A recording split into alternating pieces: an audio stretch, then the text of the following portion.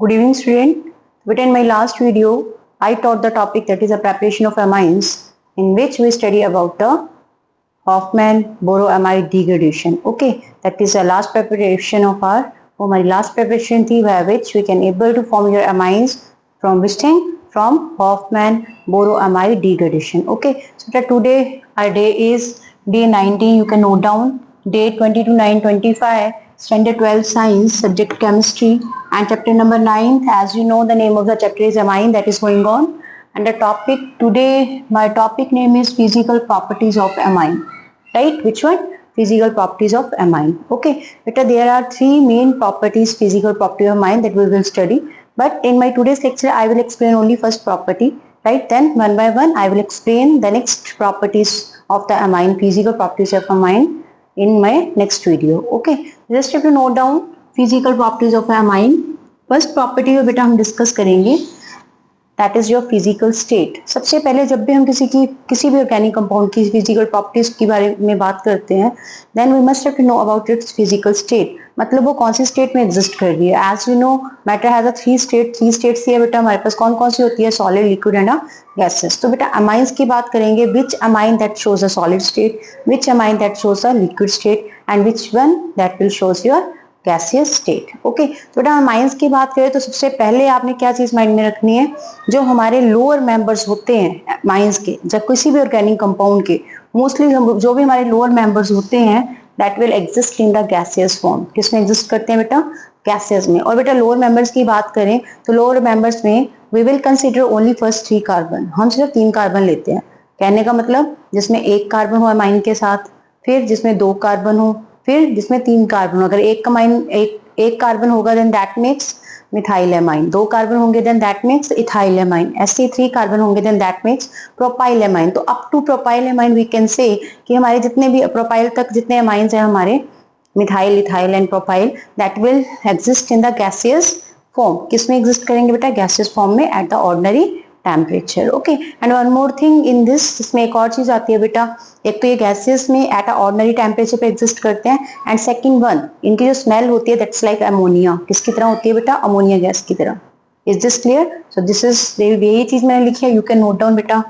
Lower members of aliphatic amines are gases at ordinary temperature and have, अभी बताया मैंने, smell like ammonia. Ammonia की तरह इसकी स्मेल रहेगी. ओके, अब यहाँ पे एक वर्ड आ रहा है बेटा एलिफेटिक अमाइंस. कई बच्चे कंफ्यूज होते हैं एलिफेटिक अमाइंस, बट बेटा मैंने स्टार्टिंग में ही जब इंट्रो दी थी ना अमाइंस की, उसमें मैंने एलिफेटिक एरोमेटिक दोनों तरह के अमाइंस एक्सप्लेन करवाए.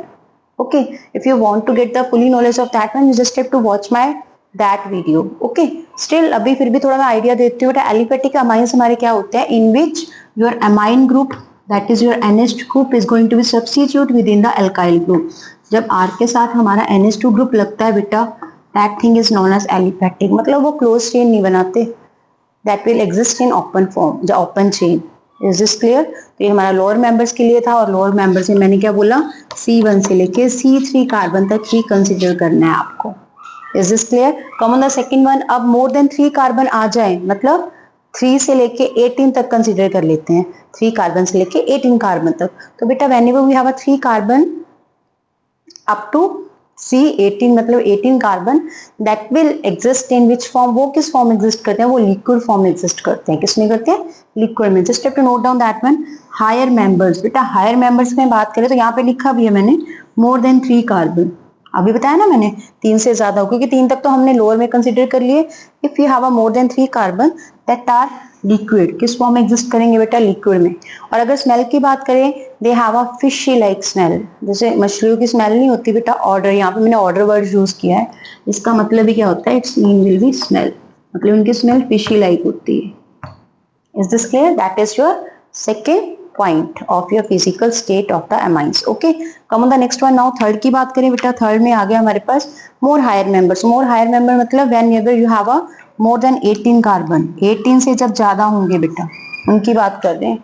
अब उससे ज्यादा होंगे तो ऑब्वियस सी बात इनका साइज भी बड़ा होगा. साइज बड़ा होगा that means that will shows the that will exist in your solid form. किसमें एग्जिस्ट करेंगे बेटा? सॉलिड फॉर्म में.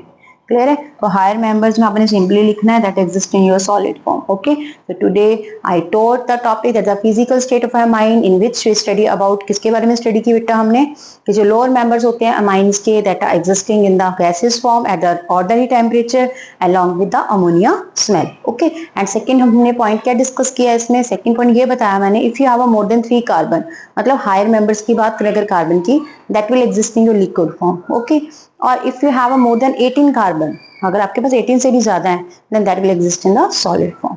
Is this clear? This is all about my today's lecture. Still, if you have any doubt in today's teaching, then you can ask it out in the comment section. तो मिलते हैं बेटा next video में within the next topic, within the next property, that is your melting and boiling point of amine. That's a very important. So बेटा keep watching, right? Thank you बेटा.